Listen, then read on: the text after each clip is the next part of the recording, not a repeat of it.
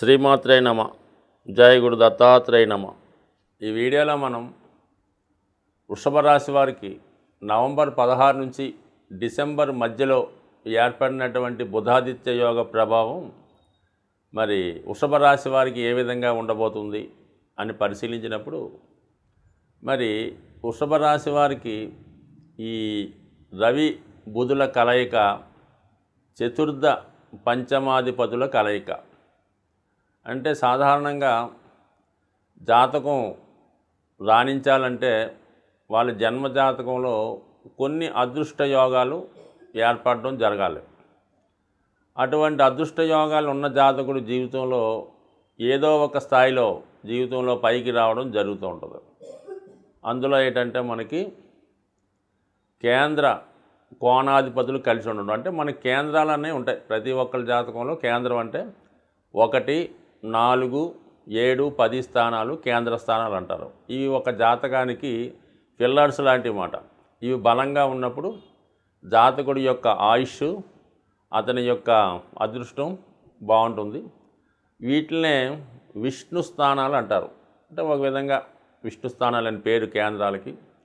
అలాగే 1, 5, 9 అన్నవి కోణాలు. ఇవి లక్ష్మీ స్థానాలుగా వర్ణిస్తూ ఉంటారు. సో ఈ విధంగా ఒక కేంద్రాధిపతి కోణాధిపతి కలిసి ఉన్నప్పుడు ఒక లక్ష్మీ యోగం లాంటి యోగం ఏర్పడుతూ ఉంటుంది. సాధారణంగా అందరికీ అనుభవంలో ఉన్నటువంటి యోగం ఏంటంటే భాగ్య రాజ్యాధిపతుల యోగం అన్నమాట. అంటే 9వ భావాధిపతి 10వ భావాధిపతి కలిసినప్పుడు అది భాగ్య రాజ్యాధిపతి యోగమై అది అఖండ సామ్రాజ్య యోగాన్ని ఇవ్వడం జరుగుతూ ఉంటుంది. అంటే అది ఉన్నత పదవి కారణం అవుతూ ఉంటుంది. సో ఇంచుమించుగా ఈ యోగంలాగే ఈ చతుర్థ పంచమాధిపతుల కలయిక కూడా ఇంచుమించుగా అదే యొక్క స్థితిని రావడం జరుగుతుంది. అయితే ఈ యోగ ప్రభావం వల్ల జాతకుడికి సొంత గృహయోగం, సంతానం, అదృష్టం, పదవి ఇవన్నీ కూడా ఈ 4, 5 భావాధిపతి కలిసినప్పుడు ఏర్పడడం జరుగుతూ ఉంటుంది. సో ఈ విధంగా మరి ఈ వృషభ రాశి వారికి చతుర్థాధిపతి రవి, పంచమాధిపతిగా ఉన్నటువంటి బుధుడు సప్తమ స్థానంలో ఏర్పడడం జరిగింది. సుమారుగా ఈ యోగ ప్రభావం 30 రోజులు ఉండడం జరుగుతూ ఉంటుంది. మరి ఈ 30 రోజుల్లో జాతకుడికి ఎటువంటి యోగం రాబోతుంది అని మనం పరిశీలిద్దాం. ముందుగా మరి ముఖ్యంగా ఈ బుధగ్రహం సాధారణంగా స్వతంత్ర గ్రహం అయితే కాదుమాట. కామన్గా ఇది ఏ గ్రహంతో కలిస్తే ఆ గ్రహ ఫలితాలు జాతకుడికి ఇవ్వడం జరుగుతూ ఉంటుంది. మరి అటువంటి బుధుడు మరి ఈ వృషభ రాశి వారికి శుక్రగ్రహంతో కలిస్తే, అంటే ఎవరి జాతకంలో అయినా శుక్ర బుధులు కలిసి ఉంటే వాడికి ఉన్నత విద్యోగం అంటే డబల్ డిగ్రీ PhD వరకు చదువుకుంటాడు, తొందరగానే సంపాదనలో పడతాడు, వివాహం కూడా తొందరగానే రావడం జరుగుతూ ఉంటుంది. అదే బుధుడు గురువుతో కలిసి ఉంటే చాలా వరకు మంచి ఉద్యోగం, బ్యాంకింగ్, ఫైనాన్స్ రంగాల్లో రాణించడం జరుగుతూ ఉంటుంది. అయితే కొన్ని సందర్భాల్లో ఈ బుధ గురువు కలిసినప్పుడు ఎంత తెలివితేటలు, ఎంత సామర్థ్యం ఉన్నప్పుడు కూడా జీవితంలో కొంత సమయం వృధా అవ్వడం కూడా జరుగుతూ ఉంటుంది. సో అదే మరి ఈ వృషభ రాశి వారికి బుధుడు శనిగ్రహంతో కలిస్తే వాడు వ్యాపార రంగంలో స్థిరపడడం జరుగుతూ ఉంటుంది. అదే బుధుడు కేతువుతో కలిస్తే ఆధ్యాత్మిక రంగంలోకి వెళ్ళడం. ఇలాగా ఈ బుధుడు ఏ గ్రహంతో కలిస్తే ఆ గ్రహ ఫలితాలు ఇవ్వడం జరుగుతుంది. ప్రస్తుతం రవితో కలిసి ఉన్నాడు. అంటే రవి ఒక విధంగా పాపగ్రహం అని కొందరు చెప్తూ ఉంటారు. అయితే వృషభ రాశి వారికి ఏమైందంటే మరి వృషభ రాశి వారికి కేంద్రాధిపతిగా ఉన్నటువంటి రవి న్యూట్రల్ గ్రహం అవుతాడనమాట. అంటే అటు శుభుడు కాదు, అటు పాపి కాకుండా ఏ గ్రహంతో కలిస్తే ఆ గ్రహం ఇచ్చే ఫలితం ఇచ్చినట్టు కనబడుతూ ఉంటుంది. అంటే ఒక విధంగా వృషభ రాశి వారికి రవి శుభుడు.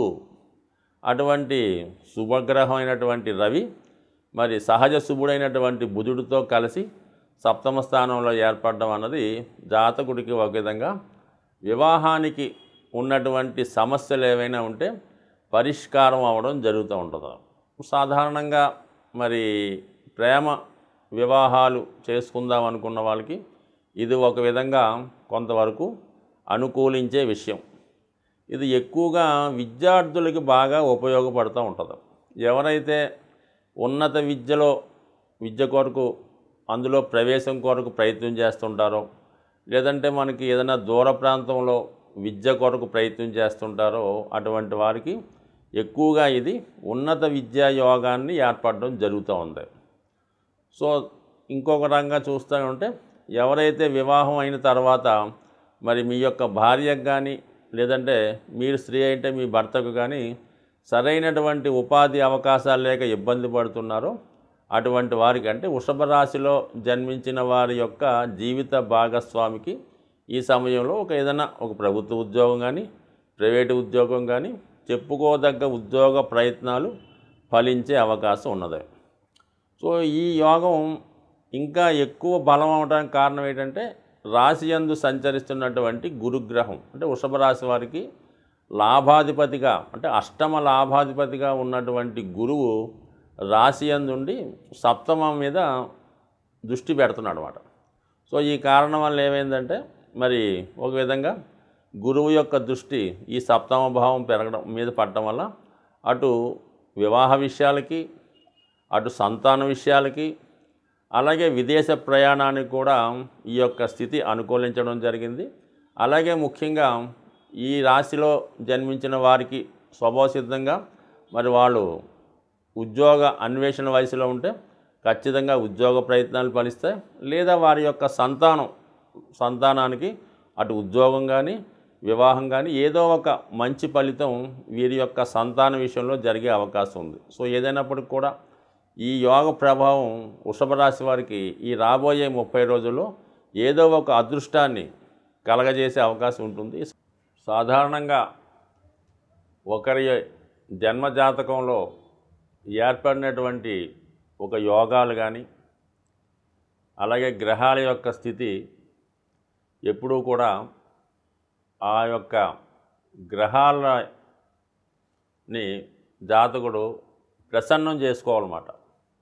అంటే మనకి పూర్వకాలంలో ఈ జానపద సినిమాలు చూసేటప్పుడు ఈ మాంత్రికులు అవ్వచ్చు, వేరే వాళ్ళు అవ్వచ్చు, ఏదో ఒక దేవతని ప్రసన్నం చేసుకొని దాంతో కొన్ని శక్తులను వాళ్ళు పొందడం అన్నది మనకి జానపద సినిమాల్లో కనబడుతూ ఉంటుంది. దానికి చాలా వరకు రాజులు కూడా చాలా కాలం తపస్సు చేసి ఒక పవర్, అంటే అది శివుడినో విష్ణుమూర్తినో పూజించి ఆ శక్తి పొందేవారు. స్వభావసిద్ధంగా జాతకంలో వాళ్ళకి యోగం ఉన్న పొందడం జరుగుతూ ఉంటుంది. ఇప్పుడు కూడా జాతకుడు మనకి జన్మించిన జన్మచక్రంలో ఏదో గజకేసరి యోగం ఉందండి, పంచమహాపురుష యోగం ఉంది, రవి ఉచ్చులో ఉన్నాడు, శుక్రుడు ఉచ్చులో ఉన్నాడు, ఏముంది ఇంకా బ్రహ్మాండంగా డెవలప్ అవుతాం, ఎగ్గా కలిసి వస్తుంది చాలామంది అనుకుంటూ ఉంటారు. వాళ్ళు అనుకోవడం కన్నా సాధారణంగా వాళ్ళ పేరెంట్స్ ఈ పిల్లవాడి జాతకాన్ని చూసి మా వాడు జాతకంలో శుక్రుడు ఉచ్చులో ఉన్నాడండి బ్రహ్మాండంగా అని వాళ్ళు సరదా పడుతుంటారు. కానీ ఎప్పుడు కూడా జాతకుడు ప్రయత్నం చేస్తేనే ఆ గ్రహం యొక్క ఫలితాన్ని పొందడం జరుగుతూ ఉంటుంది. ఉదాహరణకి శుక్రుడు చాలా బలంగా ఉన్నాడు, ఇతను సినిమాలో బాగా రాణించగలడు అని జాతక చక్రంలో ఒక జ్యోతిష్కుడు చెప్పినప్పుడు అది ఆటోమేటిక్గా సునాయాసంగా రావడం ఏమి జరగదు. అది విశేషమైనటువంటి కృషి చేసి ఒక ఇన్స్టిట్యూట్లో చేరి ఎంతో ప్రయత్నం చేసి కొంతమంది దగ్గర శిక్షణ పొందిన తర్వాత ఆ గుర్తింపు రావడం జరుగుతూ ఉంటుంది. అంటే ఉదాహరణకి మన చిరంజీవి గారే అనుకుందాం, ఆయన జాతకంలో శుక్రుడు బలంగా ఉన్నా, శని ఉచ్చులో ఉన్నా, మరి అంత సాధారణంగా ఆయన ఏమి ఆడతా పాడుతా రాలేదు కదా, జీవితంలో చాలా కష్టపడిన తర్వాత పైకి రావడం జరుగుతూ ఉంటుంది. అలాగే మరి జన్మజాతకంలో ఈ బుధాదిత్య యోగం ఏర్పడిన వాళ్ళకి, అమ్మ బుధాదిత్య యోగం ఉందని మావాడి జాతకంలో మావాడు కలెక్టర్ అయిపోతాడు, లేదంటే నెంబర్ 1 ఆఫీసర్ అవ్వటం మాత్రం ఒట్టి కళ లాంటిది. ఖచ్చితంగా ఒక మంచి గురువుని ఆశ్రయించి ఖచ్చితంగా దానికి తగినటువంటి సబ్జెక్ట్ నేర్చుకొని ఒక క్రమశిక్షణతో ఉండడం వల్ల ఈ యోగ ప్రభావం రావడం జరుగుతుంది. ఎవరు ఇంచుమించుగా 100కి 60 మంది జాతకాల్లో ఈ బుధాదిత్య యోగం ఉంటుంది. మరి అందరూ ఉన్నత విద్యావేత్తలు అవుతున్నారా అంటే వాళ్ళ ప్రయత్నం బట్టి ఉంటుంది. మరి ఖచ్చితంగా ఈ బుధాదిత్య యోగం రాణించాలంటే మరి జాతకుడు ముందుగా సూర్య నమస్కారం, సూర్య ఆరాధన, అంటే ప్రతిరోజు కూడా సూర్య నమస్కారం చేసుకొని సూర్య భగవాన్ని తనకు తెలిసిన విధంగా ఆదిత్య హృదయమో సూర్యాష్టకమో ఏదన్నా సూర్య మంత్రాన్ని చదువుకొని ఆదివారం రోజు చాలా నియమంగా ఉండాలి. అంటే కామన్గా అది ఎన్వి, మద్యం, మందు ఏదో కొన్ని ఉంటాయి కదా, వీటికి దూరంగా ఉండడం అన్నది ఈ యోగం రాణించాలంటే అది రాజకీయ నాయకులకైనా ప్రభుత్వ ఉద్యోగులకైనా సాధారణ వాడికైనా ఈ ఆదివారం నియమం వల్ల అపారమైనటువంటి శక్తి రవిబలం కలుగుతూ ఉంటుంది. ఇక బుధుడు మారించాలంటే విష్ణుమూర్తి ఆరాధన, వెంకటేశ్వర స్వామి, విష్ణుమూర్తి, విష్ణు సహస్రనామ పారాయణ ఇవి చేసుకోవడం వల్ల బుధుడు బలవంతుడు అవుతాడు. అంటే సాధారణంగా ఈ బుధుడు జాతకంలో రాణించాలంటే, వ్యాపారంలో రాణించాలన్నా, విద్యలో ఉన్నతి సాధించాలన్నా ఏకాదశి ప్రతి నెలలో వచ్చే 2 ఏకాదశుల రోజు విధి విధానంగా ఉపవాసం ఉండగలిగితే ఉపవాసం ఉండి ఆ రోజు మంచి సాత్వికమైనటువంటి ఆహారం తీసుకుంటూ ఎక్కువగా ఏదో ఒక వాళ్ళకి ఇష్టమైనటువంటి విష్ణు సహస్రనామో గోవిందనామాలో లేదంటే ఒక మంచి ఆధ్యాత్మికవేత్త దగ్గర ఒక మంచి గురువు దగ్గర అతను సాన్నిధ్యం అంటే మన పని చేసుకుంటూనే ఏదో విధంగా ఆ దైవం మీద దృష్టి పెట్టడం వల్ల ఈ విధంగా ఏకాదశి చేయడం వల్ల ఉపవాసం వల్ల బుధగ్రహ అనుగ్రహం పొందడం జరుగుతూ ఉంటుంది. సో ఈ కారణం వల్ల ఇటు సూర్య నమస్కారాలు ఆదివారం చేసుకుంటూ నెలకి 2 సార్లు వచ్చే ఈ ఏకాదశి నియమం పాటించడం ఖచ్చితంగా చేసి చూడండి. ఎక్కువ రోజులు అక్కర్లేదు, 1 సంవత్సరం ఎవరైనా ప్రయత్నం చేయండి. వాళ్ళు ఉన్నత స్థితికి ఖచ్చితంగా ఏ స్థాయిలో ఉన్నా ఎదగడం జరుగుతుంది.